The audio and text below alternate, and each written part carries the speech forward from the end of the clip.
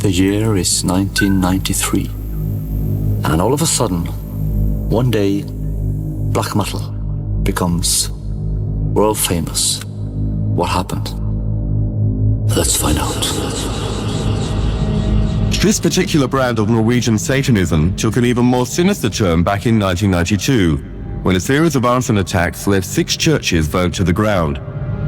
It's called black metal music and encourages devil worship and the desecration of churches. Tragic thing happened to my band. One of my best friends also killed himself. And as I'm trying to cope with this, Euronymous tells me that he has taken photos of his dead body. In August of the same year, Bard Eitley, the drummer for Vegard's band Emperor, killed a gay man in his hometown of Lillehammer. In 1993, attacks against churches carried on throughout Norway, and on the 10th of August, Count Grishnak made the national headlines again when he stabbed to death the leader of Mayhem, an opposing black metal band. But I never cried over his death. Actually, I thought maybe the cops would think that it was me who did it because I had plans to kill him myself. It's like I'm such a f***ing softie, you know. This church in Varg, Norway was burnt to the ground.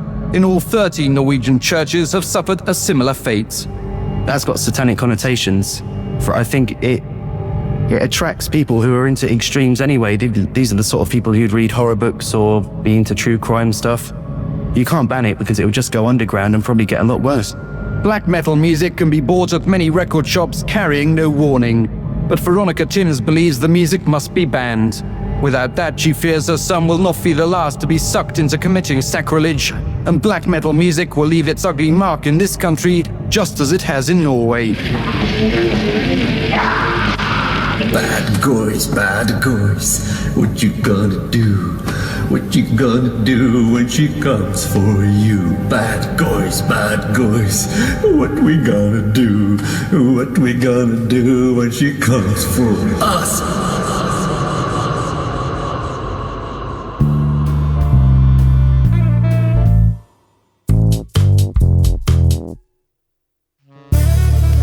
Hello and welcome to I Could Murder a Podcast, series number 8, episode number 4. And then he can be a bit crazy, he can be a bit hectic, he can cause a little bit of mayhem. Ben Carter, how you doing? Very well, thank you. Yeah, fantastic. I feel a bit mischievous. I wouldn't say I'm full of mayhem right now, but mischievous. Are you full of mischievous right now? Yeah, full of it. Can't get enough of it. Yeah. Coming out the veins. Big bag of sweets, yeah, I saw in your hand. I've got a big bag. Well, it's kind of, sort of average-sized bag, but yeah. The sweets are big. The sweets are big ones. Yeah, huge sweet. Yeah, here's your sweets. How you doing, producer Dan? Very good. Just, just had a busy weekend supporting the boss. Just, what you do. Playing British Summertime. Stage near him, weren't you? No, mate. He's fully supported main stage. Okay. Was it a stage that he was on? Well, Dan? Yeah. Birdcage, wasn't it? Birdcage stage. Which was actually, it was bloody awesome because it was right by the entrance near the toilets. It smelled like and the merch store, so we had a constant stream of people. But no, in all seriousness, it was bloody lovely. Halfway through the set, looking out, seeing a sea of faces, really being supportive. Great show, great vibes. And then seeing Brucey Boy on stage in the evening. Brilliant day. Lovely stuff. Two of us seen the boss in the space of a couple of weeks. Oh yes, yeah. You saw him up north, didn't you? Saw him at Villa Park in Birmingham. Aston. What are we talking about? I was in Alicante last week, just doing some filming. But I'll leave that to be as mysterious as I want to be. Ben, how was your last week? Yeah, really good. Not really as eventful as your twos, but I've enjoyed it all the same. A rock star in our presence, producer Dan, and a rock star, or a set of rock stars on the agenda today with Mayhem. I'm pretty rock in a way. and roll as well. And right? you've had a rocking week. I was rocking a hammock last night. And apparently I live under a rock for not having seen Black Mirror. That is crazy. Yeah, not seen any Black Mirror. I think that definitely means that you know. Rocky. Yeah. Bit rocky. Not rocky. Yeah, that's kind of how I said pebbly. On a little pebble. Yes, and we hope you guys enjoyed last week's episode. The Stephen Avery, Brendan Dassey making a murderer. We did put a couple polls up, and I thought it'd be interesting, lads, just to quickly have a look at them. We put one up on Instagram in a really fun format on the stories. Stephen Avery is innocent or guilty, and guys, currently 49% say innocent, Wow. 51 say guilty. Oh, almost like Brexit. Almost like Brexit, which Ben didn't vote on. Brendan Dassey is 71% innocent and 29% guilty. I'm surprised by the amount of guilty for Dassey. Yeah. And I did a little one over on Spotify as well, just to, get those Spotify numbers in and people letting us know what they think. And it's very even. I just asked about Stephen Avery, and it is 33% yes, 36% no, and then 29% are on the fence with Ben. So on the fence with Ben? Yeah, you said you're on the fence with it. No, fluffy yeah, on the fence. Fluffy on the fence, yeah. Good place to be. Like a pigeon that impaled itself. But there we go. Another pigeon mentioned. Yeah, I love this. That's the hat trick. But yeah, it's always interested to see what you guys think, and we'll be interested to hear what you guys think about this week's case. So yeah, we're always interested in what people think and what their opinions are, and again, it's going to be a very divisive one. Not divisive. It's going to be a very interesting one this week. I'm off the divisive fence. But if you just can't wait until next week's episode, then we are still doing 2 more weeks of the 50% discount over at ICMAP for new cult members, and we're up to 120 episodes over there. And if you would like to support the podcast by joining the cult, it would mean the world to us and very much support the podcast. So head over there, icmap.co.uk. I had a little cheeky message from old Jack, mate, our pal Jack, mate, asking if he can get early access to the Stephen Avery episode. And I was like, mate, just fucking sign up. You've got the cash. Then I just sent the mix. I was like, fuck, he's on his way to Australia, and he wanted some listening for that. So I sorted him out for that.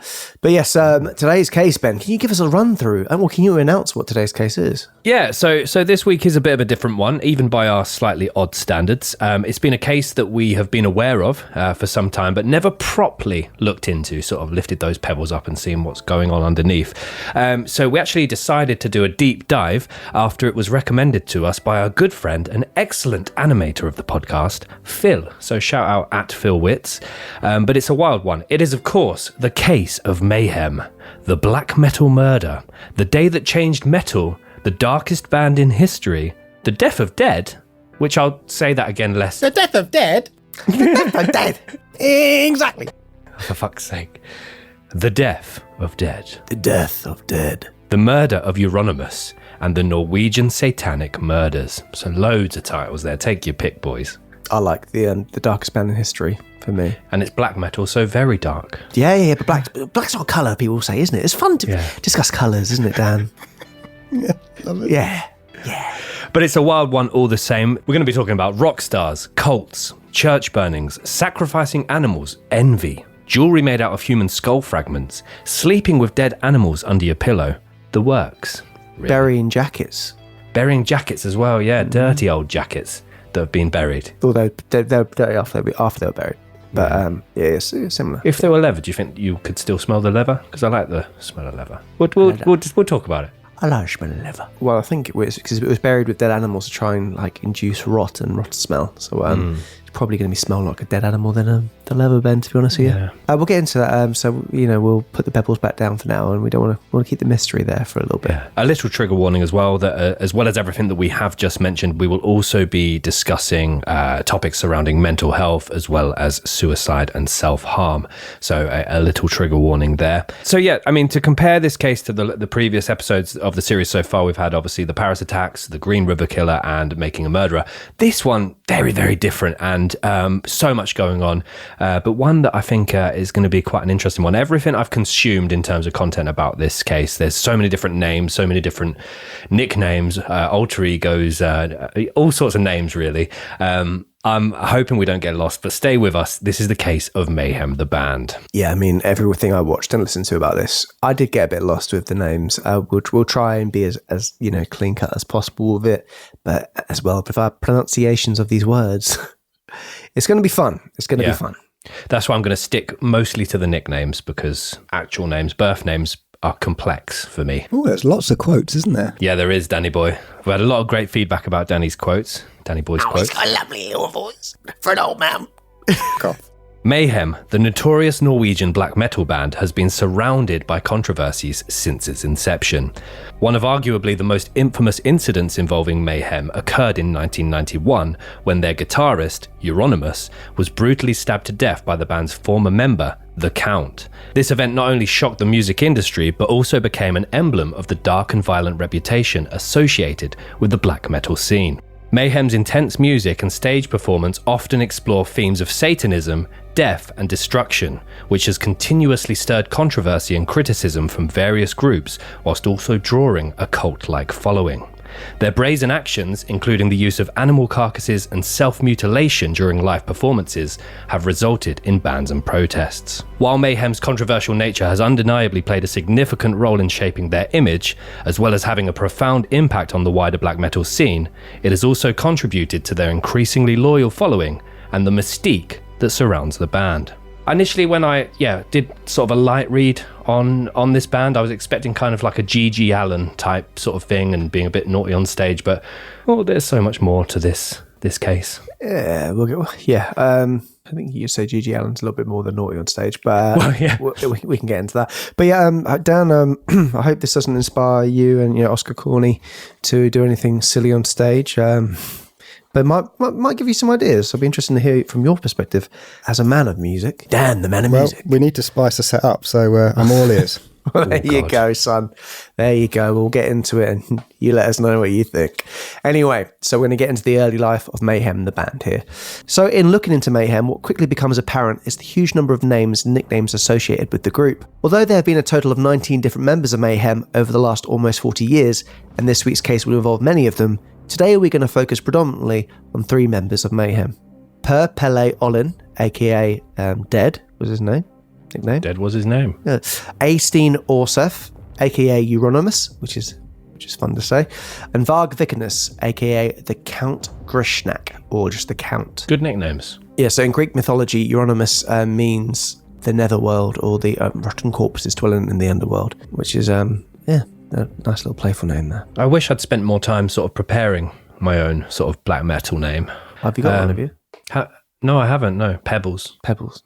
That's black pebbles, dark pebbles, brown pebbles. No, not brown pebbles. Why not brown pebbles? No, don't call me it now. Just after a bad diet, just brown pebbles. Yeah. Lot of fibre. Bran flakes.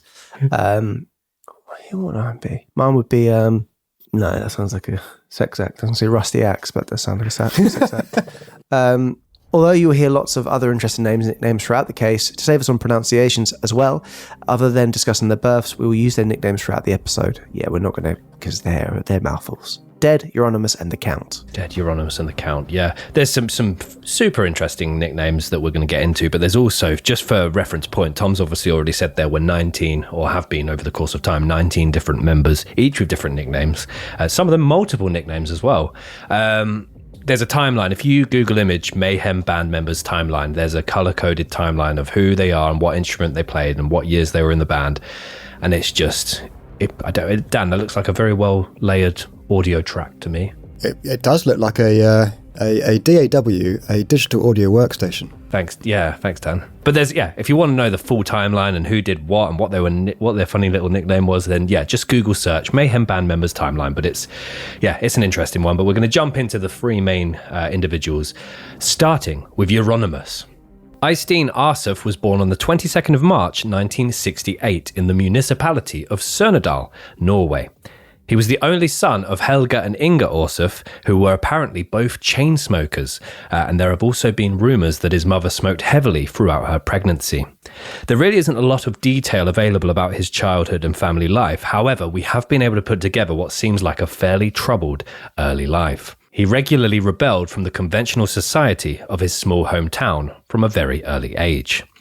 Euronymous was raised in a middle-class family in a small town which was on the southwest coast of Norway, and from a very early age he developed an interest in music and performance, and perhaps down to the influence of his father, who was a musician and very into his rock and roll, showed a particular fascination with heavy metal. Euronymous was gifted his first guitar when he was just 9 years old, after his father noticed the boy was fascinated with music. That boy loved music. I get a guitar for his birthday. There you go, Euronymous, you alright? That was Helga or Inga. We're not too sure. They both smoked a lot. Euronymous' mother was a very liberal woman and would often promote these ideologies to her family, though this was the extent of the family's beliefs, which contrast heavily to those of Varg Vikernes, and we'll talk about his upbringing and family life shortly. Helga and Inga were convinced that they raised an ordinary little boy, who was socially extroverted, had a passion for playing music, and always had a smile on his face. As he grew into a teenager, Euronymous became an avid collector of records and immersed himself in the emerging Norwegian metal subculture. During his adolescence, he formed friendships with like-minded individuals who shared his passion for music and rebellion against societal norms. They were happy to be alternative and happy to be outsiders. He would play in various bands in his hometown and occasionally play at school concerts and talent shows. I remember playing in those back in the day, boys. Yeah, love a talent show, or loved. We played in a talent show, Ben, with a band probably who were aware of this kind of music called Ragdoll Homicide. Yeah. Do you remember that? They were full of mayhem. They were full of mayhem, to be fair to them. But we beat them, so there you go. In the late 1980s, Euronymous moved to Oslo, Norway's capital city, in order to pursue his musical ambitions further. Together with his friend Jon Stubbard, who went by Necro Butcher, which is a fun name, and drummer Kjetil Mannheim, who actually just used his name Mannheim as his nickname, he founded what the group considered a death metal band called Mayhem in 1984, but later transitioned into the darker and more extreme black metal genre. So the Wikipedia definition of black metal is black metal is an extreme subgenre of heavy metal. Common traits include fast tempos, a shrieking vocal style, heavily distorted guitars playing tremolo picking, raw recording, and unconventional song structures, and an emphasis on atmosphere. So yeah, and it says on here, artists often appear in corpse paint, which we'll go on to was very much influenced by Mayhem. Did you boys check Mayhem out? Just from the documentary I saw, really. I did not know. I had a little look on Spotify this morning, and they are still going, obviously, which we'll get into some more detail there. But they currently have 369,000 monthly listeners, and I listened to the first track that sort of gravitated towards me was called Chainsaw Gutsfuck. And actually, it wasn't as heavy initially as I thought it was, but the lyrics were terrifying. Yeah, I think that's one of the earlier albums, I think that one. But yeah, I mean, it reminds me of them saying like, oh yeah, we do like unconventional recordings. As like back in the day with me and Dan, I was like, yeah, I want it to be quite raw, meaning I'll just play badly on it. I'll just claim it's raw. But they started off playing cover songs together with a punky edge, but slowly wanted to turn everything up a notch. In 1986, the group recorded their first demo with a session vocalist, but became increasingly aware that they needed to find a lead vocalist. Mayhem, with Euronymous as the guitarist, initially became notorious for their intense and controversial performances, as well as their involvement in the Norwegian black metal scene, and generated a small, cult-like following. In 1988, Per Pelle Olin, who went by Dead, joined Mayhem as their lead vocalist, but we will need to discuss him in more detail shortly. And over the next couple of years, Euronymous, Dead, Necro Butcher, and Hellhammer, that's a set of names, isn't it? Good bowling squad, all moved into a large house in the woods in the small village of Krakstad, Norway. Very, very small village. This house became referred to as Devil's House, and also Hen House, depending on what was going on, I suppose. There are multiple videos available online of this house, and it's very much in a wooded area, but it's since been visited countless times by Mayhem fans and dark tourists alike. From the outside, it looks quite nice, but when you go in, that opinion quickly changes. Away from society and away from the rule of their families, the house became somewhat of a cesspit, figuratively and literally. So, but yeah, this reminded me a little bit when we were back in the band days. We had the opportunity of a guitarist in our band had a flat in the city that was kind of available and free, and so we sort of stayed in there after gigs, didn't we? But that very quickly got a bit, it wasn't a hen house or a devil's house, certainly not, but a bit rowdy house, wasn't it? Don't want to associate that time with anything to do with this band. And yeah, we literally drank in the house. I don't think you can... Mostly Lambrini. Yeah, so I don't know if you're trying to make yourself sound more rock and roll. No, as soon as I saw this house, that's the first thing I thought of. Not anything else about this case, obviously. It was a little flat. A little flat in Cambridge compared to a cabin in Norway. Driving without a speedometer. What, in the flat? Yeah. Okay. After living together for a while, according to Hellhammer, Dead and Euronymous began to, quote, get on each other's nerves a lot to the point that they weren't really friends in the end. Dead once went outside in the middle of the night to sleep in the woods because Euronymous was playing synth music that Dead hated. To retaliate, Euronymous then went outside and began shooting into the air with a shotgun. Okay, yeah, very different to the Cambridge flat. Very different. There are also multiple claims from Hellhammer and Varg Vikernes that Dead once stabbed Euronymous with a knife. So now we're going to talk a bit more about Dead, because this guy to me is one of the most fascinating ones of this case. So yeah, we're going to go back up a little bit for how Dead actually joined the band and a little bit about him and his backstory, because a lot of the mystique around Mayhem is surrounded by Dead and his views, and he's a very interesting character indeed. Per Pelle Olin was born on the 16th of January 1969 in Stockholm, Sweden, the oldest son of two boys born to Lars and Anita Olin, who unfortunately would go on to divorce shortly after he was born. He had a younger brother called Anders. We appreciate there are so many names to remember in this case, so we're just going to refer to him as Dead from this point onwards. So just like Euronymous, Dead was born with an evident love for music and a particular passion for rock music. As an infant, Dead suffered with sleep apnea and would often wake his parents with the sound of choking, which, sleep apnea in itself is just terrifying in itself, the idea of it. I've never actually had it, touch wood, I don't have it, but weirdly, Dead's later look is the kind of thing you can imagine seeing in your room if you were suffering with sleep paralysis. 100%, yeah, 100%. Him lurching over you. Terrifying. He was made to sleep in the same bed as his mother for a large part of his early life as a result of this, until eventually his symptoms would subside. It has been speculated that this had a profound impact on Dead, and that he had several bouts of depression and suicidal thoughts even as a young boy. Shortly after he turned 10 years old, Dead suffered from a serious bout of internal bleeding when he ruptured his spleen after what he claimed was an ice skating accident, that's painful. That's painful, along with the sleep apnea. That is not good for him at the moment. However, in the Swedish metal book Blood, Fire and Death, his younger brother... Great read. Couldn't put down. Well, Dead would be put down quite a lot by other bullies in the school, according to his younger brother Anders. He stated in an exclusive interview to the authors of this book that Dead was frequently bullied so badly in school that one day he sustained a ruptured spleen as a direct result of a severe beating by the bullies.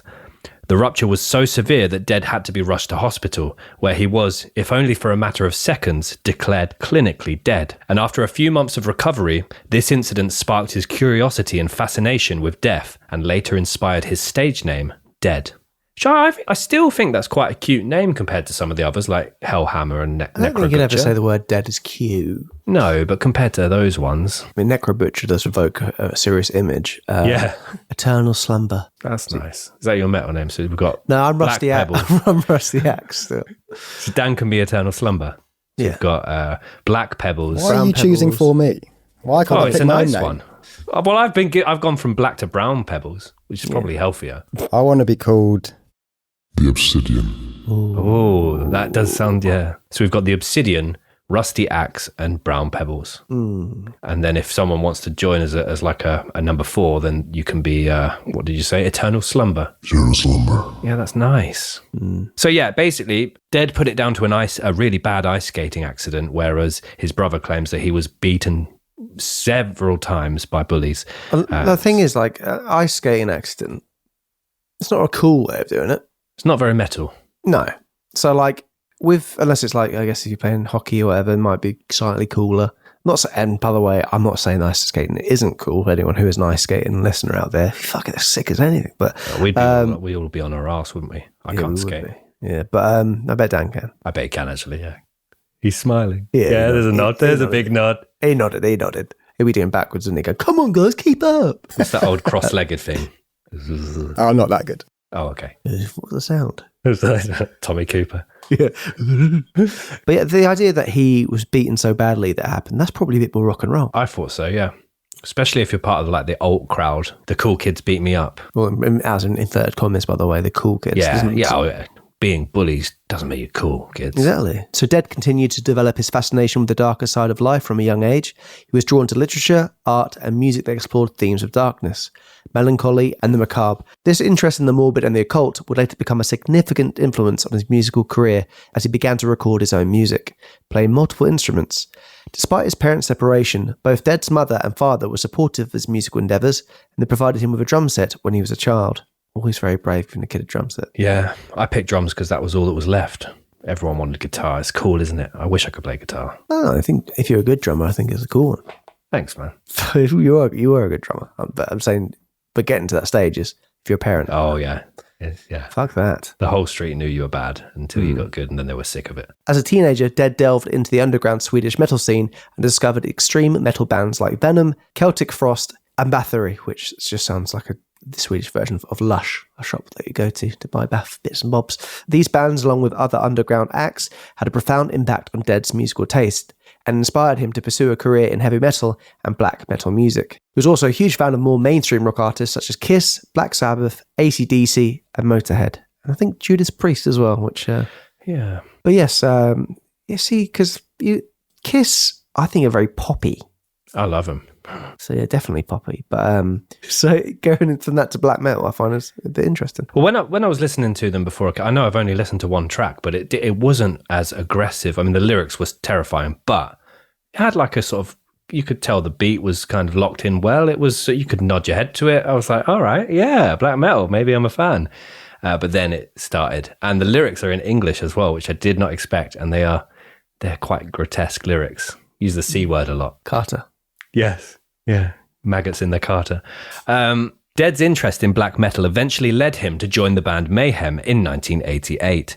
Now, Mayhem at the time were considered one of the pioneering bands of the Norwegian black metal scene. So there was not really a lot else like it. There was a lot of kind of talk about them being inspired by British-based band Venom. But there's kind of conflicting details about which members of the band liked them, which members of the band kind of ridiculed them. But yeah, they were certainly new in terms of the black metal movement. Mayhem had also gained notoriety for their extreme and controversial music, and they were on the lookout for a new lead vocalist. Now, Dead, although he lived in Sweden and the rest of the band were in Norway, he was immediately keen to play his part, and he also had a really, solid reputation. This subgenre had almost like a little underground sort of, everyone kind of knew everyone still if they were talented, but they also had high opinions of whether you're in or out of this kind of select group of artists. So Dead was definitely someone on their radar, and he was immediately keen to get involved with Mayhem. And though many of the other members considered him strange, and we've got a lot of quotes from them here, even by their own standards, they considered him strange. In his application to be part of the band, Dead sent the band members of Mayhem a small parcel containing a demo tape, a letter detailing his ideas for the future, and the corpse of a crucified mouse. Yeah, which apparently the smell was quite disgusting, and they kind of discarded the mouse. And it took, well, they didn't listen to the tape immediately. They kind of were a bit freaked out by the actual the package itself, but once they did listen to it, they thought, this is the vocalist for us. And yeah, it was a very bizarre way to, you wouldn't do that if you're applying for a job, basically. No. And it's not a taxidermy mouse or anything like that. It's literally a rotting dead mouse. It's not it probably wouldn't travel well, like an egg mayo sandwich, I imagine, on a hot donor bus. And yeah, I mean, there are tapes, there are recordings of Dead's vocals, so we'll play some of them for you now.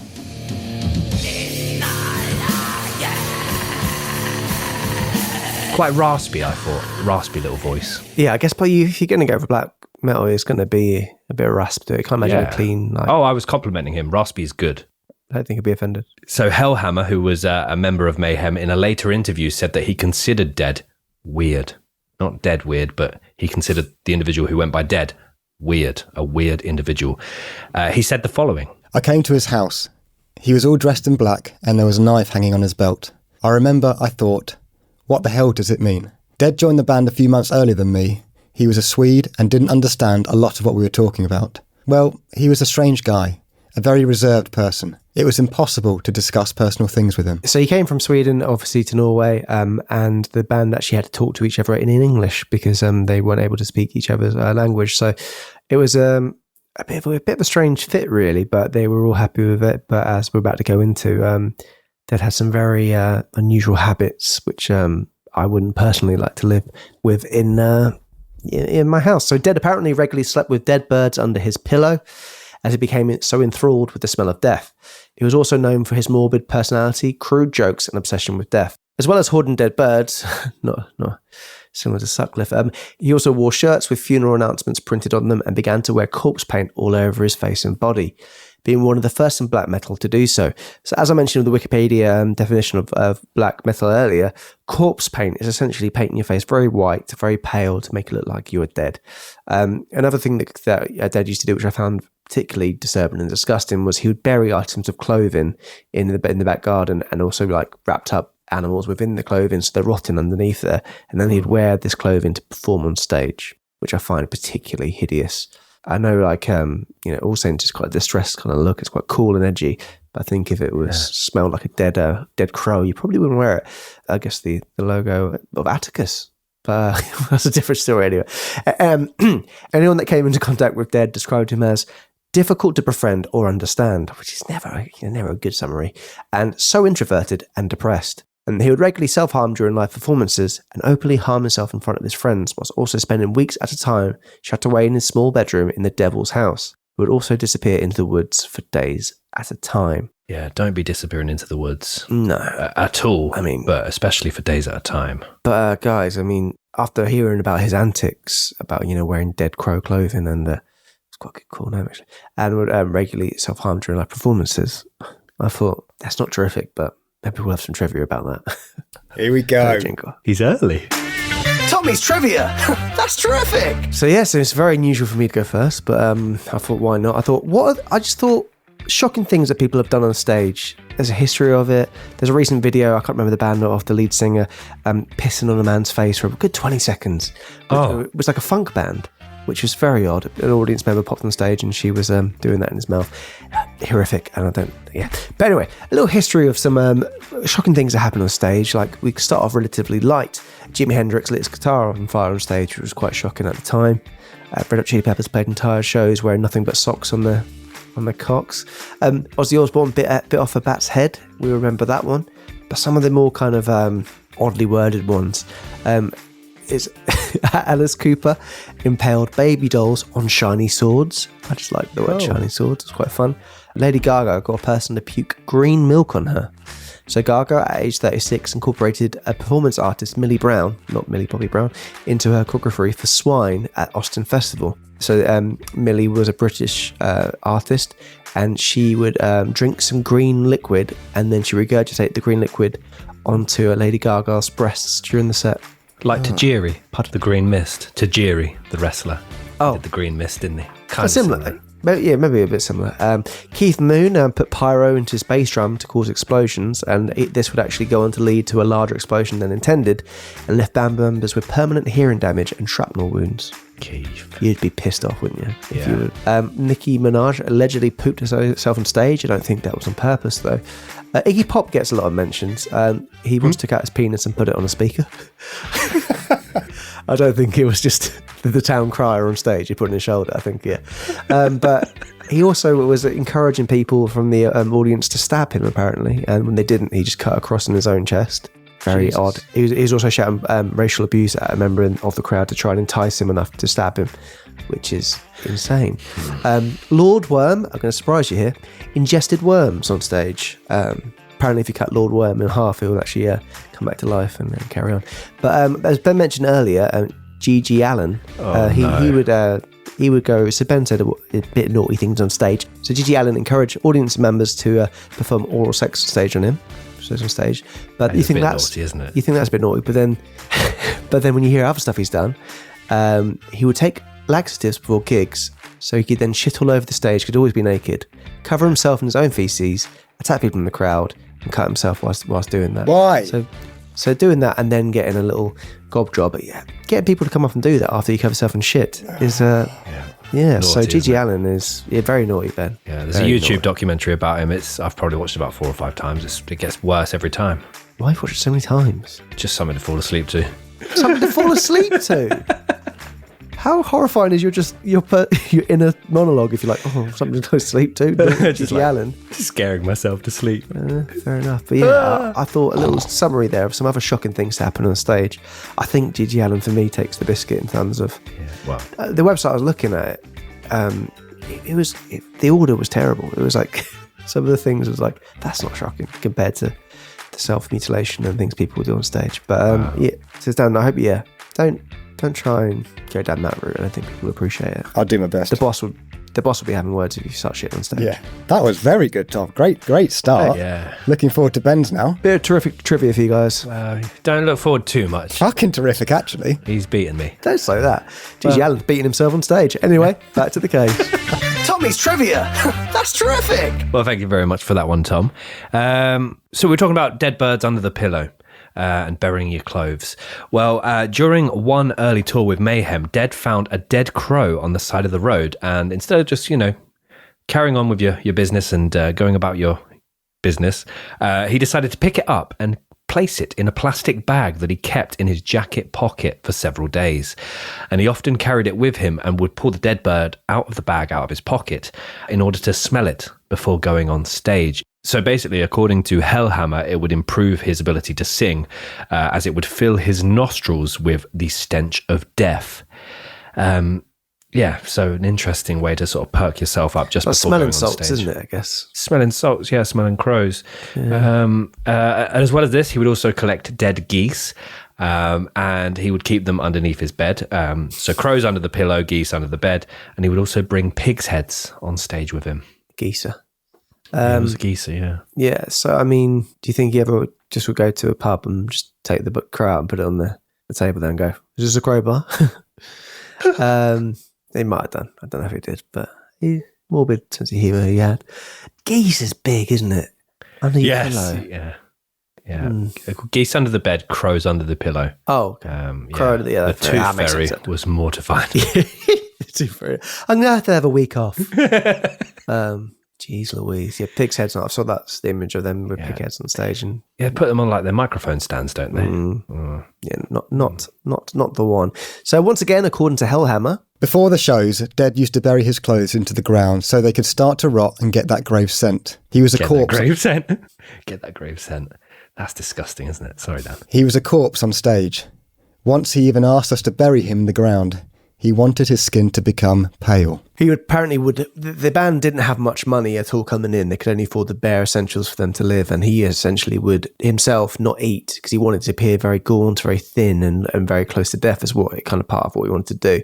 So he would go out his way to do that. Sometimes the band members would even carry him on stage inside a coffin to kind of really play on the death theme as well. Well, if they're on a shoestring budget and he's burying his clothes in the garden, he doesn't want to forget where he's buried them because that would be... Yeah. It's cheaper than a wardrobe, probably, isn't it? One spade. On top of all of this, Dead would also self-harm to a serious extent whilst performing live shows. He was hospitalised on multiple occasions for cutting himself in the forehead with broken beer and wine bottles. He once also slashed his arm with a broken piece of glass so badly that over a dozen people in the crowd had Dead's blood on them.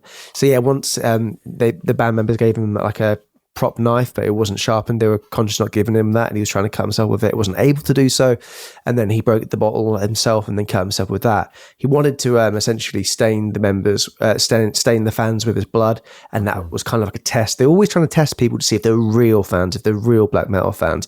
Really push them to the limit and see only the real people will stay and remain here. We don't want any fakes. And that's the thing, like your Tommy's trivia, the list of different antics that people would get up to on stage. I get that adrenaline plays a part in some of the, putting like a little firework in the bass drum. I get that. But to this extent where you are covering people in your own blood, harming yourself to a serious degree, surely that's beyond adrenaline. Not to bring up professional wrestling again, but when they intentionally sort of blade themselves and cut, make a small indentment on their forehead or whatever to bleed, that's all carried through by adrenaline for them. But this level that Dead is doing, surely there's more to it than just the thrill of doing that on stage. Well, he always said he kind of considered himself as not being of this world, thinking that his blood had frozen in his veins, I think was one of the things he said. Yeah. He thought that, if his life wasn't real, which I know people have compared it to, thinking there's some psychological reasoning behind that, the way his outlook on life. But yeah, it's very disturbing. I mean, like, it's got to take a certain person to enjoy watching that on stage as well, you have to say. So like Tom said, it would even get to the point that Mayhem and particularly Dead would begin to sort of test their own audience. He didn't want people in the audience that were sort of posers or anything like that. So Mayhem were very, very proud of their loyal and equally brutal following. So when discussing the events of one particular show, in order to get what Mayhem considered posers, or what Mayhem considered to be posers, out of their audience, he claimed, "Before we began to play, there was a crowd of about 300 in there. But in the second song, Necrolust, we began to throw around those pig heads. Only 50 were left after we did this. If someone doesn't like blood and rotten flesh thrown in their face, they can fuck off. And that's exactly what they do. So if you want to come to an Oscar Corny gig, we can... can't guarantee there won't be rotten flesh thrown at your face, but maybe a couple of dead crows in the audience. You never know. So what is consistent is that many of those who came in contact with Dead had something to say about him. Euronymous said the following about him. I honestly think Dead is mentally insane. Which other way can you describe a guy who does not eat in order to get starving wounds? Or who has a t-shirt with funeral announcements on it? Hellhammer described Dead as a very strange, introverted and weird personality, depressed, melancholic and dark. And which I'm sure, to be honest, that's exactly what he wanted to be looked upon and looked as.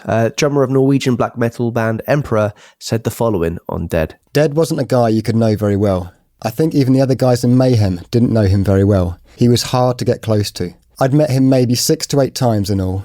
He had lots of weird ideas.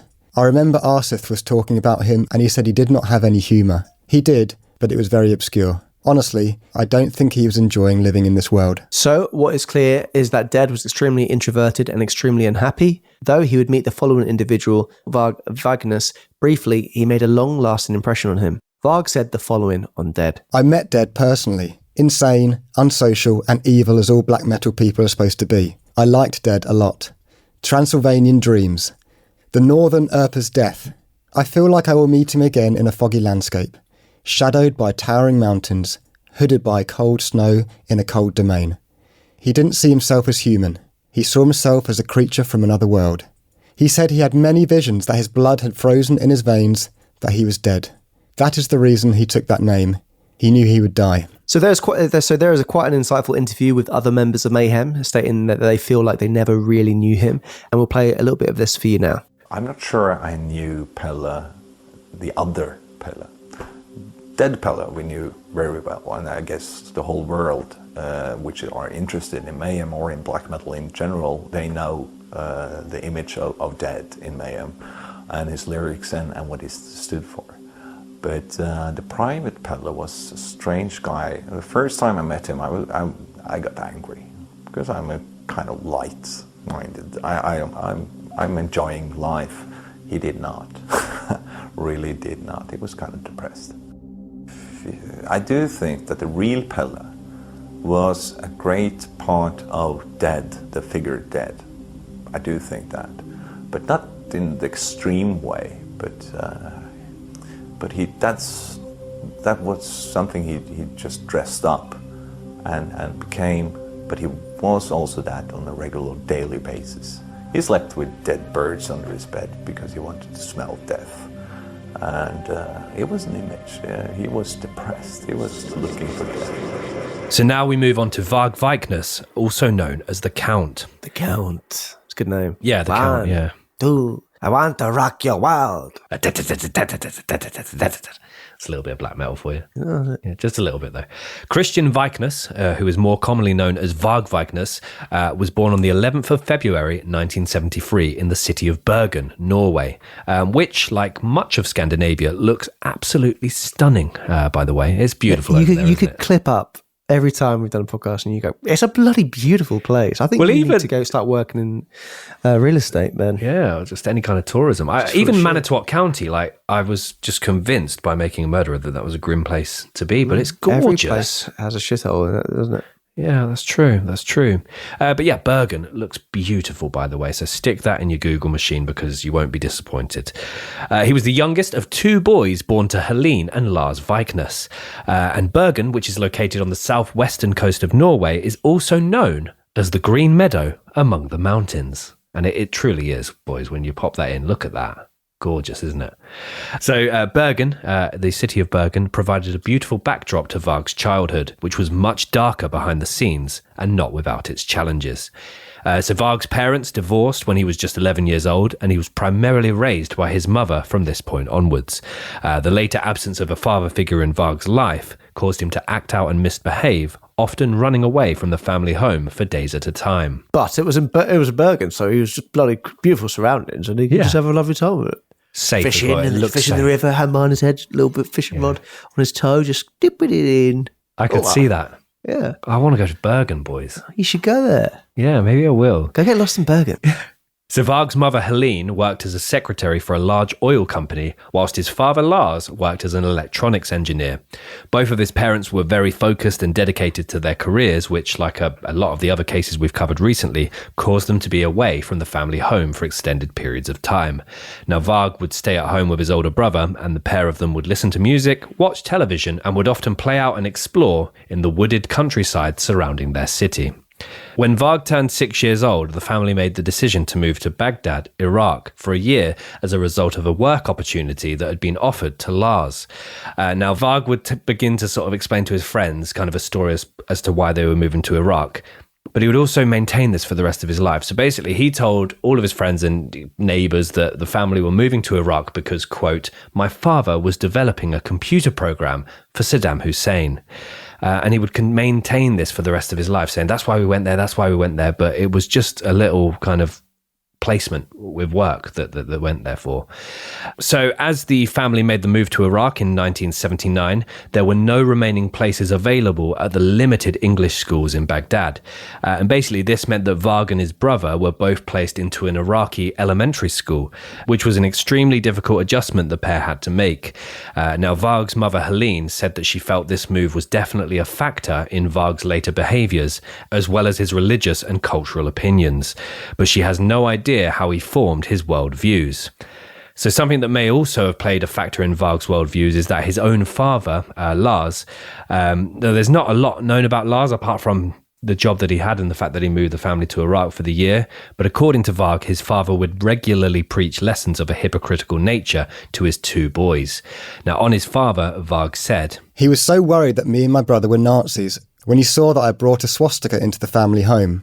At the same time, he was getting pissed about all the coloured people he saw in our town. My mother and father would constantly proclaim their fears of me and my brother coming home with a black girl. According to Varg, he and his brother were exposed to racism and prejudice for the first time in their lives shortly after moving to Iraq, though many believe the pair experienced it in Norway whilst living under their racist parents' roof.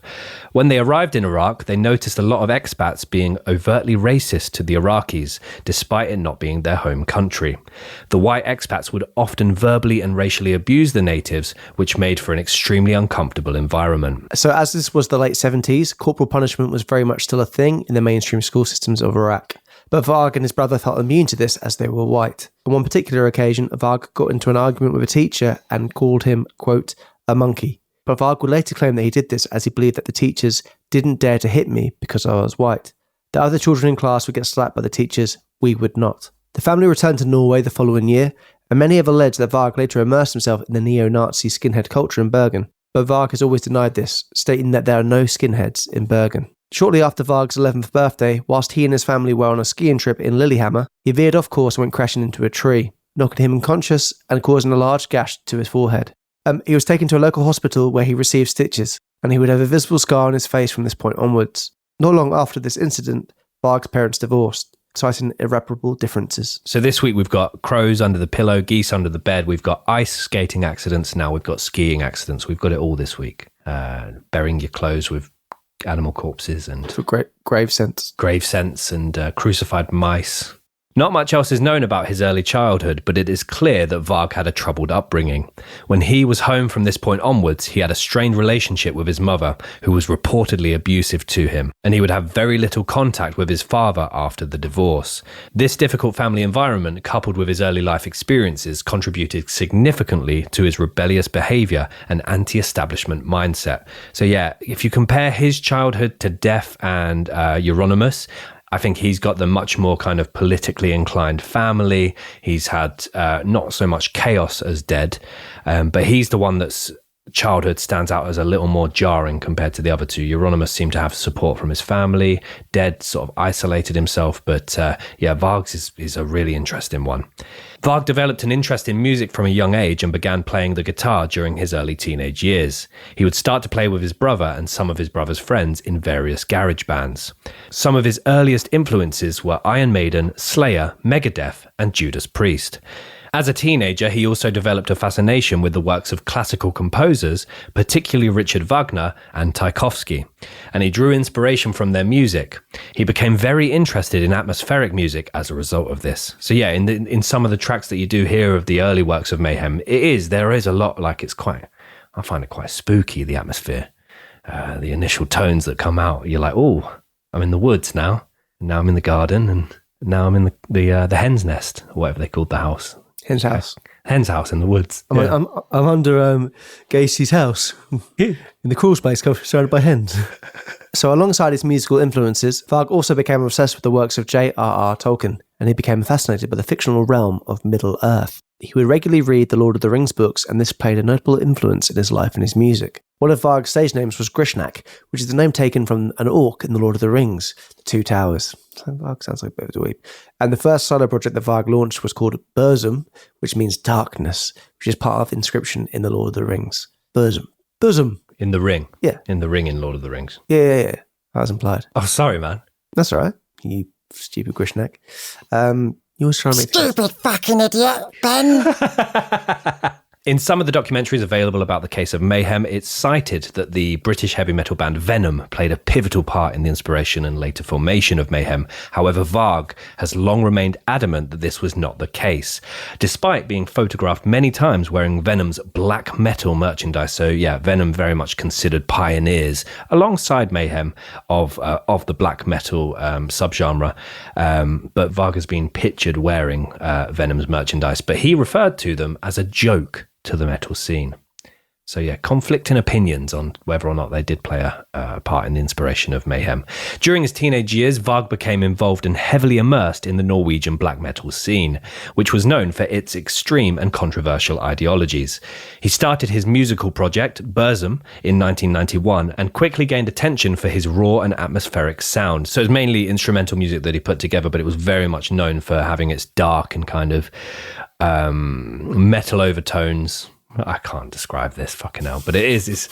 So basically, yeah, it was his work. It was very well regarded by the dark metal and heavy metal community, and it quickly gained attention for kind of the raw atmospheric sound. So yeah, so basically, he launched his solo project, Burzum, and yeah, he very much was now well regarded by the rest of the black metal scene, and he quickly also came onto the radar of an up and coming Norwegian black metal band named Mayhem. But he would join Mayhem. As I said, the timeline of members, it's very murky.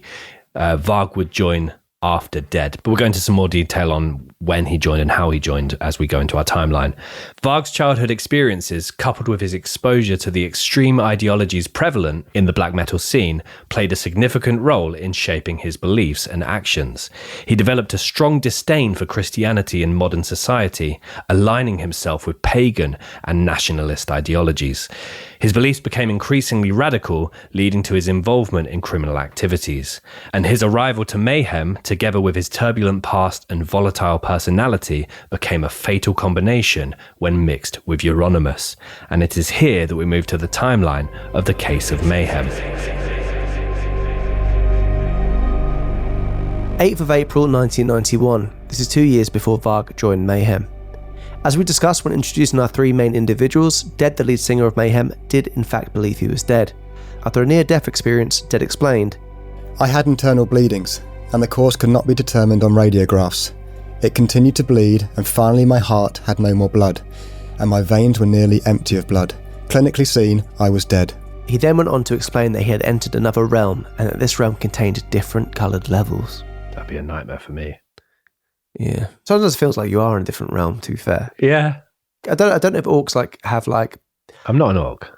No, but the orcs they probably in their tribes might have a particular body that they use for just to get out frustration out, like sexual frustration out, and they throw it around between the orcs. Right. Yeah. Yeah. It's Middle Earth, isn't it? Still, it could be anyone. Middle Earth. Well, yeah. But so he here is referring to obviously what is potentially an ice skating accident or being viciously beaten by a pack of bullies. He's clinically dead and now nicknamed Dead as well. To continue the appearance that he was actually dead, Dead would wear rotting clothes at Mayhem shows. He would bury his clothing in the ground for months at a time so that he would be closer to death. Whilst performing live, Dead would self-mutilate himself whilst being surrounded by a stage full of pigs' heads. Dead explained his fascination with the macabre when in an interview he said, I want to have stage equipment at our shows of a Transylvanian landscape, instruments of torture that are from the 1st century, real trees from a dead forest, spotlights that are used to paint dark colours of dusk and later moonshine, different animal heads and human craniums hanging in meat hooks by chains from the dead trees, and the heads have huge screws in their eyes.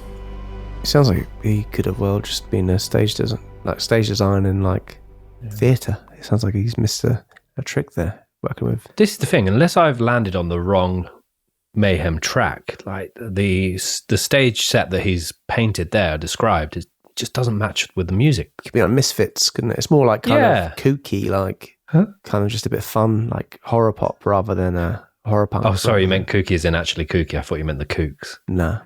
I couldn't see that. No, I didn't mean that. That was naive of me. Dead's life would come to an end on the 8th of April 1991.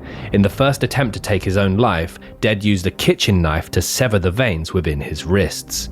Deciding this was taking too long, Dead decided to shoot himself in the head with his fellow bandmate's shotgun. He was 22 years old at the time of his death. He did leave a note behind which stated, "Excuse all the blood," along with the following. Excuse the blood, but I slit my wrists and neck. It was the intention that I would die in the woods, so that it would take a few days before I was possibly found. I belong in the woods and have always done so. No one will understand the reason for this anyway. To give some semblance of an explanation, I'm not human. This is just a dream, and soon I will wake. It was too cold and the blood kept clotting. Plus the knife is too dull. If I don't succeed dying to the knife, I will blow all the shit out of my skull.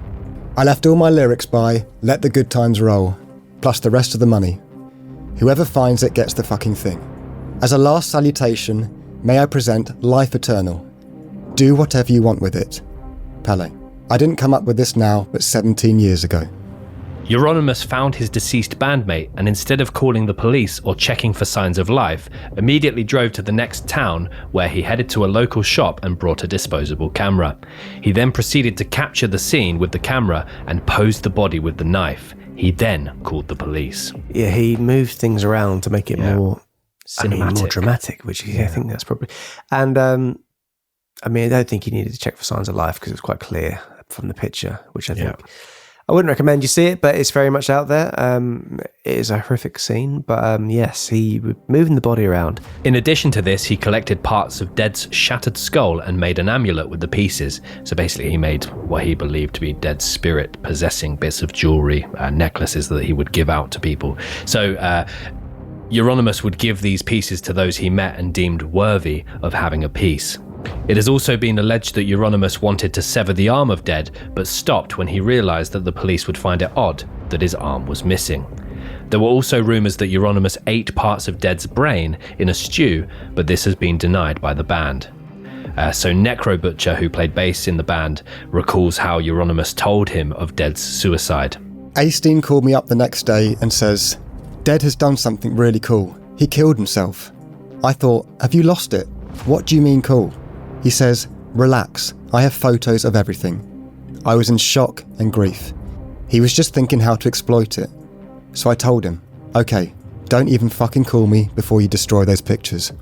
Yeah, I mean, it's all very weird. Like, they were like best friends at stages, so kind of finding his best friend after this time, you know, it would be very upsetting, but his immediate thoughts, how can I utilise this for my own personal gain? I think he kind of played with the idea, like some people thinking he was the one that actually killed him, and he didn't mind that kind of going around and spreading a bit and fanning the flames to that kind of rumour going around. The sad thing was Dead's parents, who always were very supportive of him, were actually trying to encourage him because he was being very depressed at the time and keeping himself away from everyone, very introverted at this time, trying to convince him to come back and study at a university and an alternative music university and everything like that, and trying to coax him back home. But sadly, he didn't listen to their requests. Yeah, and I mean, in the build up to this as well, like he'd made, obviously, as there are a lot of quotes about people that did meet Dead that said how he was depressed and didn't enjoy life and was talking as if he was already dead. But there were also potentially members of the band or fans of the band that were actively encouraging him to do what he did. And unfortunately, he would obviously go on to do that as well. So yeah, it's just really sad. And you'd think as well that might be the end of the case, but there's so much more still to happen. It's just absolutely unbelievable. This complete lack of disregard for the death of his bandmate only added to the tensions that had been burning over the past year. In the Devil's House, tensions had been high since funds were low. As well as this, Euronymous had been heavily antagonizing Dead. One night, Euronymous continually played synth music, which caused Hellhammer to leave and stay the night with his parents. Dead decided to spend the night in the woods, but Euronymous followed him out there and continued to fire a shotgun in the air. So we kind of mentioned this earlier, but he claimed to have been shooting birds up in the trees, but there are also rumors that he was shooting bullets through the wooded area that the Dead had gone into. So yeah, it's very convoluted. Dead did have serious mental health issues that some sadly thought added to his aesthetic. Dolk, the founder of Campfire, which is another Norwegian black metal band, said that Dead's behaviour was seen both on and off the stage. Dead, quote, started to cut himself with a knife. We were so used to it, we put him in handcuffs and left him lying in the corner. He didn't stop drinking. Later, we drove into town and left him in front of the police station, just to make sure that he didn't do more stupid stuff to himself, and we went on partying. Necro Butcher also ended up having to leave Mayhem for his own mental health after Dead's death. Summer 1991, Euronymous creates a record label named Death Like Silence. He also created Helvet, which means Norwegian for hell, which was a record shop. However, with this new shop, which was funded by his parents, his ego began to be majorly boosted. Quote, he thought he could control the whole Norwegian metal scene. I know for a fact there were a lot of people talking about getting Euronymous out of the scene. And by that I mean getting rid of him, said Dolk. This shop, it was decorated by weapons all over the wall. A lot of people helped him out, giving and donating things to the shop. It was originally just thought to be just for black metal, but then in order to actually gain some more money, they did end up selling a bit more mainstream bands as well in there of the metal genre. But people kind of go there. It's a bit of a fascination shop as well, more than anything. But yeah, it was also a place where they'd have the record label, and they'd also have meetings with people they considered a big part of the scene to discuss the scene and try and mould the scene and say what was right within the scene and what wasn't. So this record shop was a place for various metal bands to reside at. In fact, Varg, Euronymous and Emperor guitarist Thomas Hagen all inhabited the shop at various points. So Euronymous, following the death of Dead and with his bandmates feeling, he done wrong by taking pictures, and his bandmates thinking that what he did was too far with taking pictures and spreading the kind of rumours all around the death, he had to kind of rebuild the band Mayhem around him, getting different artists from different bands to join Mayhem and join the band. This is where Varg Vikernes now joins Mayhem, also known as Count Grishnak. So he is recruited by Euronymous. So Hellhammer obviously left due to mental health issues associated with the death of Dead, and obviously Dead had passed away. So now arrives Varg Vikernes. So on the 6th of June 1992, a series of church fires begin to happen across Norway. Fantoft Stave Church burns to the ground. Although it is thought that Varg Vikernes is behind the fire, he is found not to be guilty of the arson attack. So a bit more context on this situation. Basically, Euronymous and lots of people that kind of gathered at the record shop, they were noticing that there would be a rise in popularity of their, although they didn't want to be mainstream or popular, they still wanted to make money, they still wanted to have a comfortable lifestyle with their band. They noticed that the more controversial you were, the more infamous you were, the more followers you gained. And that's kind of why this kind of spree of church burnings happened. But also in the arrival of Varg Vikernes, they kind of vie, Euronymous and Varg kind of vie for that number one spot. They try to outdo one another, and they're very much competing for that limelight. Now, Varg was a very successful solo artist. A lot of people had eyes on him. But yeah, this kind of arrival of Varg, although he's been recruited by Euronymous, they go toe-to-toe now a little bit. Well, yeah, also the thing, like we said before about the kind of right-wing underpinning tones of this is they looked at the Christianity as being something that was taking over the kind of the roots of the Scandi kind of religion, the Scandi religions like the Norse and paganism, and they believed that this churches were signs of people coming over and kind of ruining their tradition and muddying the waters. So they looked at burning down these churches as kind of really kind of attacking that. And these churches they're beautiful buildings. They were made out of wood predominantly. They had like dragons like carved on the side of it, and even the wooden tiles were made to look like scales. They're really like striking buildings, and to go around and burning them for this kind of point is just horrible. Well, that was it as well. The photos taken of some of these church burnings were used as album art for Mayhem and for some of the other black metal bands, but also the photo images taken of Dead after he'd obviously ended his life were also used as an album cover. Yeah, and I think with the burning church, they also like would give a lighter with it as well. Like they gave lighters with that whilst they're being sold, which kind of allude to the fact that, you know, it was us that did that. But yeah, it seemed to be like, let's outdo each other with shocking album art. And it got a little bit too far there. Jonas Åkerlund, director of the movie Lords of Chaos, a later biopic made about Mayhem, said in regards to the church burnings. I don't think they had a political agenda. I know that some of them are very extreme in their political agenda today, but they were young boys. I think they stopped thinking as individuals and started thinking more as a group, to impress each other, and to shock. They were in this bubble where, finally, you get immune. You take one step further, and then another, and before you know it, it's not a big deal to kill a man. Yeah, and that escalation is certainly something that would continue here. So we then arrive at the 21st of August 1992. Bard Eifen stabs a man 37 times after he approached him. Now, Bard Eifen was the drummer who we mentioned earlier for the band Emperor, so he had spent some time with Dead. He had a very strong opinion of Dead and Mayhem. Now, Bard was visiting his parents at the time, and on this day decided to get a drink by himself. A man approached him, and Bard took him to the woods, where he then stabbed him to see what it felt like. I swear we've done other cases where it was like, I know we did that I Don't Like Mondays case. There was another though, I just wanted to see. Yeah, I mean, a lot of people say they want to know the power and what it felt like to take a life. I mean, the thing about this is it was very, he went to a place where he knew people would kind of be cruising looking for hookups. And it was a place where he knew that basically he would get attention. So when the man approached him, it wasn't near a wooded area. And quite, I think it was Chikatilo who say people to the woods and stuff, go find a quiet area in the woods. And then he would take out, stab him 37 times, which is absolutely hideous. I wondered why it felt so familiar as well. It's because literally a Green River killer a couple of weeks ago took a boy to the woods and stabbed him to say, I wonder what killing someone felt like. So now I know why that felt so familiar. The talking about it part, not the doing it part. A few days after the stabbing, he tells Euronymous and Vikernes about the attack. They then decide to burn another church to the ground. This time, it is Holmenkollen Chapel. Talking about the burning of the buildings, Euronymous stated, We also believe that when a church burns, it's not only Christians who suffer, but people in general. Imagine a beautiful old stave church. What happens when it burns? The Christians feel despair, God's house is destroyed, and ordinary people will suffer from grief because something beautiful is destroyed. So you end up spreading grief and despair, which is a good thing. January 1993, Varg enormously decides to give an interview to Bergens Tidende. Within this interview, he states that black metal is responsible for the fires and that the intention is to spread fear and devilry. He was arrested the day after this interview. Sources conflict on how Varg was arrested. Some state that after being able to give details that were not known by the public, this made the police look at him as a suspect, and they took it further and then they go on to arrest him. However, Varg states that he said nothing that could have implicated him in the arson attacks, yet he was still arrested. So there's a really interesting interview. So Varg later will start his own YouTube channel and he'll appear on, not podcasts, but he'll do like lots of interviews with other YouTube channels.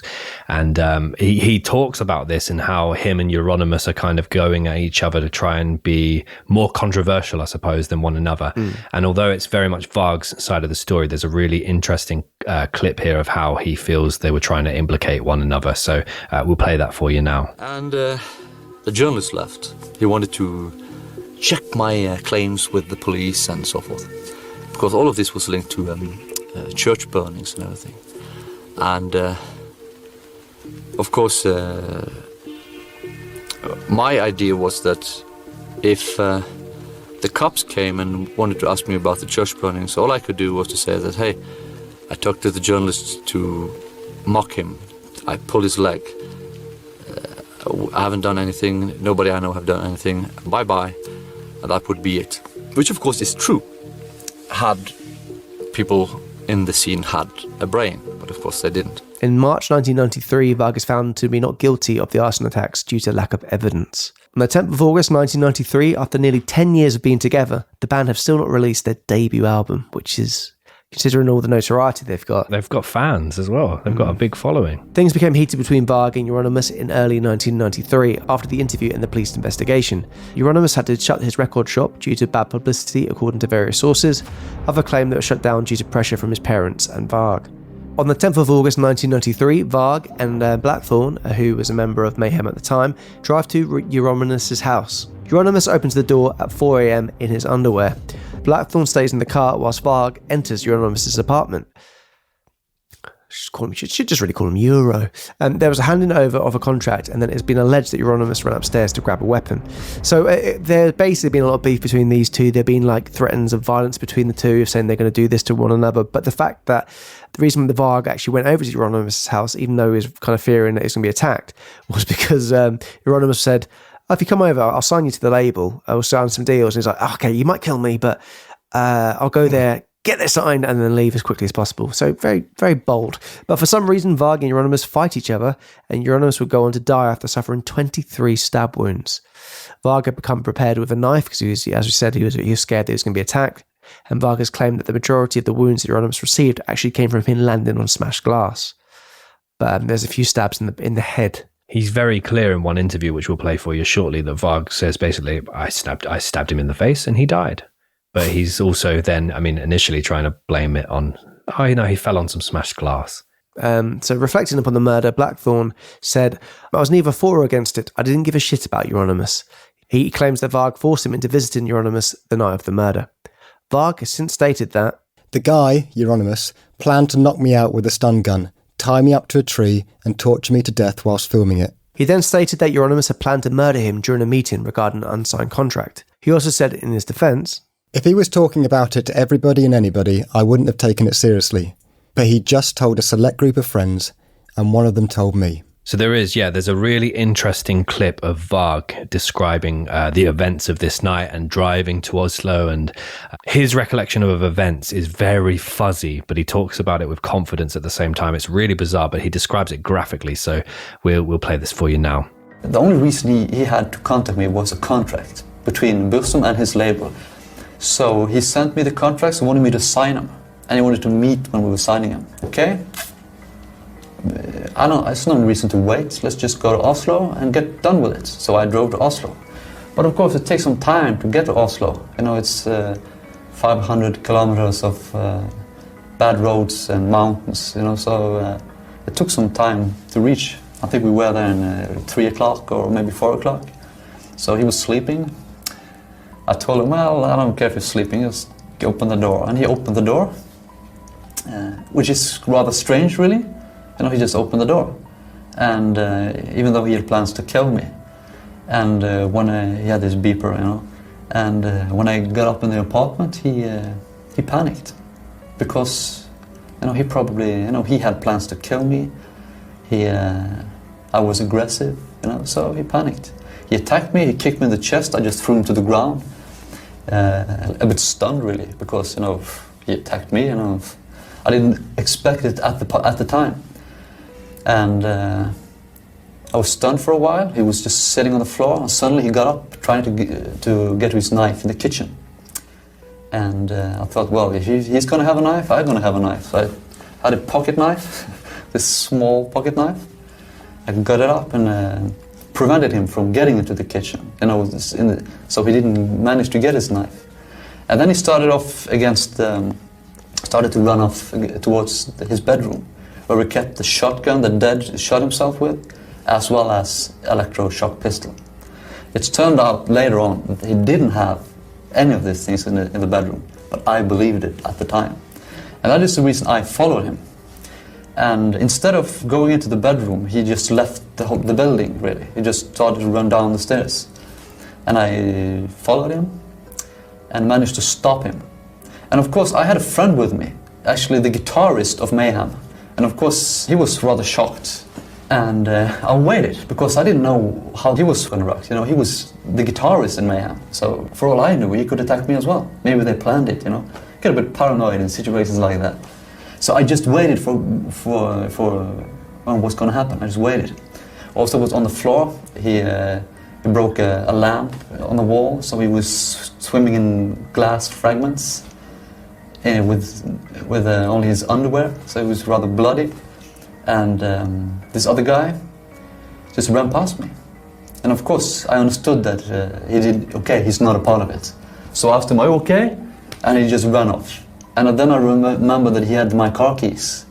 And I had blood all over myself, and Åsets got up and attacked me again. So I finished Åset off. I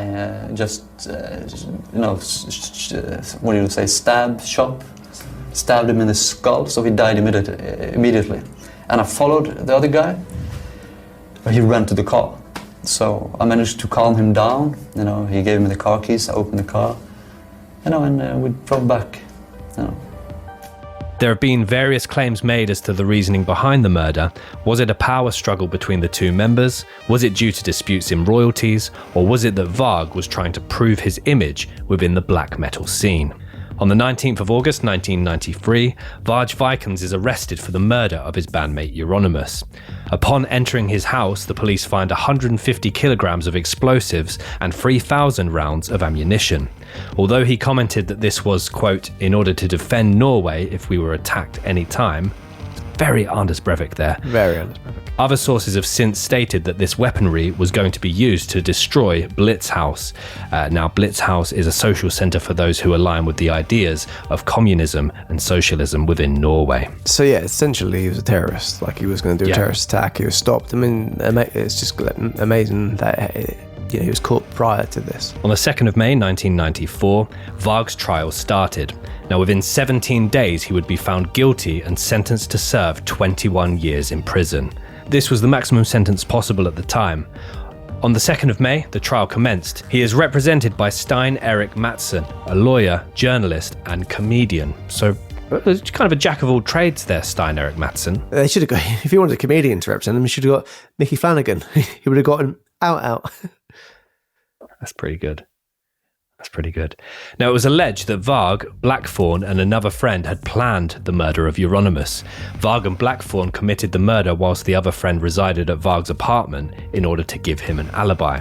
The friend played films and also used Varg's credit card to make it appear as though he was busy during the night of the murder. There's also kind of conspiracies that they all got together to avenge Dead and what Euronymous did in the aftermath of the death of Dead. But yeah, we'll go on to some more conspiracies shortly. On the 16th of May 1994, Varg Vikernes is sentenced to serve 21 years in prison for the murder of Euronymous, 3 arson attacks and a 4th attempted arson attack. As well as this, he's also sentenced under charges of theft and possession of 150 kilograms of explosives. He is seen smiling when the verdict is read. Varg was not the only one to be taken to court. At the same time, other members of the black metal scene took the stand. Some implicated other members of the scene, whilst some, like Varg, remained silent. Blackthorn was also sentenced, and his sentence was 8 years in prison for his role as an accomplice. Blackthorn's a cider. I've had it before. It's not particularly nice. Is it not? It's not a nice name for a cider. Blackthorn. Yeah, I saw when I was away on holiday. There was if I feel a bit laggy, I might have a little energy drink. I saw Ben, you were sipping on a Monster at the beginning of this episode. Oh, yeah, mango Monster. There was 2 I saw. One was called, just said burn, and it had like flames on it. I was like, that doesn't sell it to me. I don't want it, burn. And the other one was called Power King. Okay. Which I got that one, and it just made me feel very anxious after a couple of sips, so I stopped. But I saw one in B&M when I got the Mango Loco Monster called Moose Juice. Oh, if it was goose juice, you'd be all over it, wouldn't you? Yeah, of course, goose juice. Yeah, very foamy. Hedgehog gum. Oh.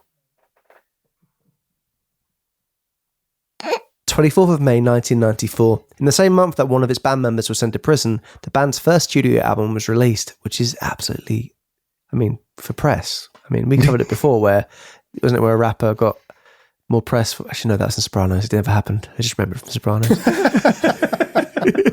One of the people got shot a bunch of times, a rapper, and his sales went through the roof. So then Bobby shoots another rapper in the knee, and the guy pays him to do it. It's called the De Mysterious Dom Satanas, which means the mysteries of the Lord Satan. Despite the asking of Euronymous' family, Varg's recording was still used. So basically, on this recording, Varg was actually on there playing bass. The producer was like, yeah, I can cut that out, but he just didn't get around to doing it. So Hellhammer said, I thought it was appropriate that the murderer and the victim were in the same record. I put word out that I was re-recording the bass parts, but I never did. So yeah, I think, like I've heard it before in another podcast, saying that it's the first time a murderer and the victim were on the same record, possibly. Very odd. I mean, it's just the whole scene. There's just so many layers to it, so many different sub-layers as well, isn't there, really? Yeah, you could say that. You could. Shouldn't. In 1995, taking a 4-year break, Necro Butcher decides to return back to the band. Pictures of Dead's dead body make their way online via a bootleg album cover. The album was called The Dawn of the Black Hearts, which sounds very sort of My Chemical Romance. Yeah, Black Parade vibes. And featured the soundtrack to a live show that was performed in 1990. It is widely believed that the album was made in South America by Mauricio Bull Metal Montoya. So yeah, very much Mauricio trying to cash in there a little bit. 1997, Mayhem released an EP entitled Wolf's Lair Abyss. It's just like, let's put 3 spooky words together and see what happens. Yeah, skull, swampy, scully, egg. That's 4. You scored twice there. 1998, Lords of Chaos, The Bloody Rise of the Satanic Metal Underground is released. Now, the book is written by Michael Monian and Deirdre Sutherland, and it focuses on the early black metal scene and the church arson attacks. I'm going to stick with those names. I do apologise if I've got them wrong. I think you did quite well. Very confident. That's good. I said Sutherland as quick as I could. Sutherland. Sounds like Sutherland in a Scottish accent. Yeah. However, this book, very, very controversial book, it faced scrutiny due to Michael Monian's seemingly sympathetic stance, particularly when it came to Varg Vikernes. So he sort of did it from the perspective that, Varg was ultimately trying to avenge Dead and, Euronymous' ego got the better of him. The book would later inspire the 2019 film Lords of Chaos. It's very Shakespearean, all of this, isn't it? It is. Yeah. In the year 2000, the band released their second studio album entitled Grand Declaration of War. Makes a bit more sense there. So that is the timeline for Mayhem, the darkest band in history, and we're going to move on to the aftermath now. Whoa, that case was pretty interesting. Well, I hope it is, because a lot going on, wasn't there? Yeah, a lot going on, but we've got a lot to carry on into. Definitely, so we're just going to do the aftermath here. Yeah, the jingle first, though, probably. Oh. Yeah, hit it. Ben Carter's Interesting Facts. Okay, welcome back. I don't like him going first. I've realised that from this week's episode. Immediately put me on the back foot. Even during a slight break, I tried to polish mine up, but... I would be very nervous if I were you, Ben. Yeah, I am. He's done well. Well, welcome back. Hope everyone's had a lovely week, and your current week has got off to a great start. Really do. I wanted to do another pop quiz, a metal quiz, but some of it really became... Yeah, it's pretty good, yeah. But some of it became really kind of subjective, because I told Tom I'm going to do it all about records and, record setting amongst the records, but when I was searching what metal band has sold the most records ever, Queen were coming up, the Beatles were coming up, and I thought that's gonna be divisive, up for debate.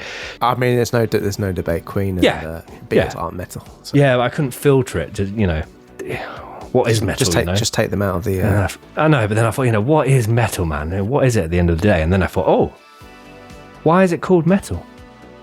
Because heavy. Bingo. Okay, I can give you a point there. I did look at some little records as well. Sound like metal.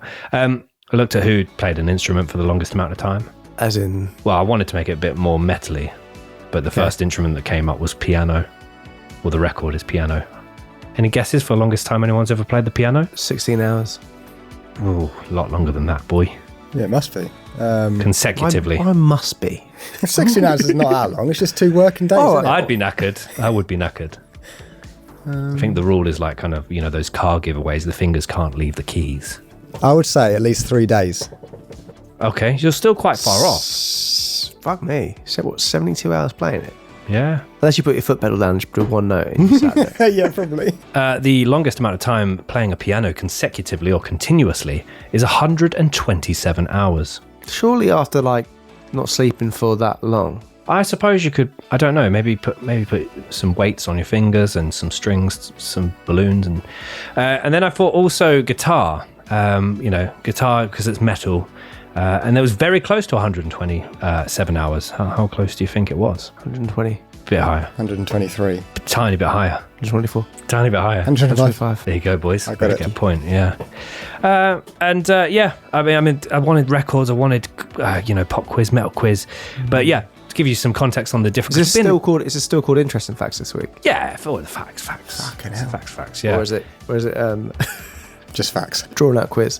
But there was a lot of I thought it was going to be the Queen and the Beatles kind of muddying up my competition there. Not a competition, a quiz actually. I thought, why then is it called heavy metal? Why then is it called death metal? Why then is it called black metal? Because there's all these subgenres. I was getting a little bit lost. Now I won't bore you with all the finer details. Seems like you are. Yeah, but I'm not going to. So heavy metal obviously came from the term heavy, which was actually back in the hippie days, and they described heavy as something meaning deep or serious. They added then the metal from, do you remember the song Born to be Wild? Yeah. Steppenwolf, which contained the lyricized phrase heavy metal thunder, and from there heavy metal was born. Is that silence as in interesting, or just silence as in come on? Don't know why you did the first. Get him bit. off the stage. That's more interesting than the records you got us to guess. Yeah, sorry. I was just trying to tell you how I ended up here. But now don't need it. kind Don't of need asking context. myself. Yeah. Well, I'm going to concede this week. I'm just going to concede. Is that it? See? I mean, I've got other stuff, but I mean, death metal. Death metal's a bit more sort of, if you want to know a bit more about death metal, then it's deep growling vocals, blast beat drumming, minor keys, and atonality. Atonality. So not conforming to the system of tonal hierarchies. Quite nice, Dan. But they, death metal is not just about death and violence, but also about politics, philosophy, and religion. So it's not sort of focused around death, which some people might assume it is. And then black metal. Why it's called death? I thought you were going down that route. Why it's called death metal? Well, death metal is considered more kinetic and primal, going back to the days of death. Okay, so still not I really. can feel you panicking, Ben. Get him off. I can feel things getting thrown at the stage. Yeah. And then black metal. Black metal songs typically have a faster tempo and feature shrieking vocals, heavily distorted guitars, and unconventional song structures. That's similar to what I read out earlier when I said it is. Yeah. Well, when you said that, I was like, "Fucking hell, he's just done my facts in this throwaway sentence." I'll still say it. I'll do it again. But no, I'm excited about the aftermath. Thanks, guys. Ben Carter's facts. Facts. Are they interested? No! No, I'm sure next week going to come up punching. Maybe leave the records to one side for a week. Yeah, I will. So, nice. So Necrobitcher, this is a nice cheery one. Necrobitcher is now divorced and is currently residing in Budapest. Oh. He has written a book based on the band, The Death Archives, which is a biography. He decided to write his own book to set the record straight. And in his own words, it's all fucked up with the wrong things. The journalists start calling me every fucking time one of these books come out. What do you think of that? I'm thinking I should just write a book myself and tell how it really was, to end all the speculation and bullshit.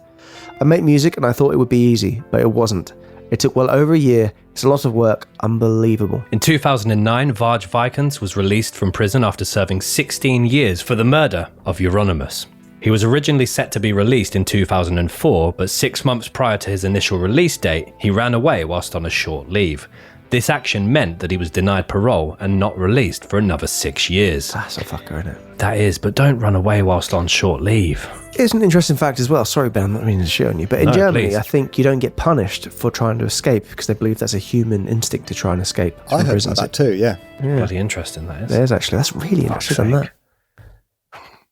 2-0. Yeah. How have I got -1? He has still remained prominent in the news. Like I said, there's a lot of Varg content on YouTube. I think he's been banned from YouTube. Eventually his channel got banned, but there's still there's a Varg Vikernes out of context YouTube channel, which is quite interesting. He says some very politically incorrect things, and he's in some very rogue settings as well. Like he's in a snowy cabin and he's just wearing a hat in one of the videos. So I thought, I'll click that, see what he's got to say. In 2013, he was arrested after police suspected that he was planning a terrorist attack. He was arrested at his house and was labelled as a sympathiser of Anders Behring Breivik. Varg's wife, Marie Cachet, was also arrested after she had purchased 4 rifles. Both of them, though, were later released for a lack of evidence. But yeah, he... 4 candles, isn't it? Yeah, it was. The following year, in 2014, he was sentenced to 6 months suspended sentence and was fined £6,400 for inciting racial hatred. It was found that he had written blog posts between March and June 2013 that showed hatred for the Muslim and Jewish communities. Although Varg said that, quote, at any given moment, there are 350 people pretending to be Varg Vikernes on Facebook, he was found guilty. In 2019, Varg released a YouTube video talking about the investigation conducted into Euronymous' death, and during the video he talks about false confessions and police corruption at the time of this investigation. He said, quote, back to 1994, they used those methods in my case too. They manipulate people to give in false testimony. So I would argue that the investigation, no, they didn't investigate the case. They weren't interested in finding the truth. He also added, what they did and what Bard Faust, the drummer from Emperor, testified under oath in the court of law in 1998 was that the police had told him that they were, quote, here to get Varg Vikernes. We are not interested in anything else. Give us everything you can to get him. Don't you want to get back at him for killing your friend? He then talks about the notorious smile that he was seen with when he was found guilty. To him, this was a moment of disbelief. He is adamant that his trial was a farce from the beginning to end. He said when the judge was reading his sentencing, it was like, quote, where are the hidden cameras? You know, it's beyond 1984. It's just freaking insane. And then, of course, I knew from the beginning that I was going to get 21 years, because that's what they wanted, and everybody understood that. So when she was reading it loud and she looked at me with some sadistic pleasure, you know, I was like, as if I didn't know already. And that's where the smile came. I think that paints him in the best way still, does it? No. No. What the freaking hell is going on here? I just killed a guy. Why am I getting a maximum sentence? Yeah. Weird. New members have joined and subsequently left Mayhem the band. Maniac performed his last show in 2004. He had briefly been in the band from 1987 to 1988, and again from 1995 to 2004. As I said, the timeline, the colour-coded timeline, it's like the bloody London Underground.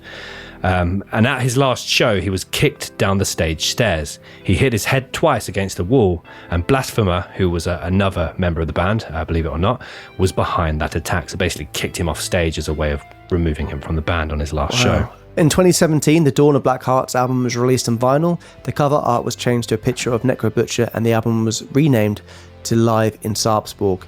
In 2018, a letter from the dead Euronymous and a piece of dead skull sold for $3,500. That's crazy. Yeah. It is a lot. But who's got bits of his skull? The letter was written 5 days after the death of Dead and was penned to Tamos Bamossi, a band manager and friend of Euronymous. The letter ends, quote, okay, that should be it. I'm enclosing a little piece of Dead's cranium in case you would like to have it. Hear from you soon. The letter and skull were sold within 2 days of being listed on Serial Killers Inc. Which I'm very intrigued about right now. Yeah, that would be good for an interesting fact. What they still on there, Ben? Serial Killers Inc., the premier true crime collectibles website. So they've got a sold items gallery. Oh my goodness. Charles Manson handwritten letter sold out. How much? $750. Richard Ramirez handwritten letter. Oh, there's one here for $400. Should we get one from the pod? Oh, it's just one page. And that's a A5. It's a very interesting website though. serialkillersinc.net. Maybe we'll discuss it a bit more on a special or something, or on a live. Yeah, that'd be a fun thing to go through. There's loads. Oh, they've got a $50 and under section. Yeah, one for the cheapos out there. Ed Kemper mug, $1,500. Get it. This product is currently out of stock. I mean, surely it's just one. Yeah, it's just one. Out of stock. Yeah. Out of stock. The band still play gigs, and the most recent album release was in 2021 with Atavistic Black Disorder / Commando. So the current band members of Mayhem named by their stage names are Hellhammer, Necro Butcher, Tilasar, Teluk and Gull. So a final little extra detail into the interesting lyrics. Yeah, I just made a note of that earlier, but it's fine. Yeah, sorry about that. So Ben put a little note here. Why are you getting rid of it? Oh, there you go. So Ben made a little note here earlier from the song he mentioned, Chainsaw Guts Fuck, which particular song that he felt quite... I think it was you Shuffle. say you felt Shuffle. It's on Shuffle, but you felt like quite in tune with gravitated. it. Yeah. And lyrics are quite, I don't know, evoke certain emotions within you. The lyrics are, maggots crawling in her cunt. I just love to lick that shit. Bury you in a slimy grave. You will rot forever there. And Ben was thinking if he gets married one day, maybe that'll be his first dance. Clip that, the lyrics part. Maybe. I mean, it did have a nice beat at the start, but then it got progressively darker. Yeah, just maybe your marriage. But anyway, that is the case of Mayhem, the darkest band of all time, or history, or whatever we went with. But I hope you guys found it interesting. It's at next level in certain aspects. Thank you to Phil for bringing this to our attention. And we have had a fair few people kind of recommending us to cover this over the time, so we hope it's gone down well and it's interested you guys. We hope it's not been too harrowing with some of the facts we've had to go into there. But yeah, it's one that I think, it's a bit different to our usual. Yeah, oh, definitely. And speaking of which, next week is going to be another one different to our usual, and I'm so excited to cover it. It's one I've been pushing for a little while, so excited for that one. If you just can't wait until next week's episode, then we have got, at the time of recording, 120 episodes over on icmap.co.uk in video and audio platform. Some really interesting cases on there. And also just a note to guys, I mean, we say they're minisodes, but nowadays they're between 40 and 50 minutes long, so they're long old episodes.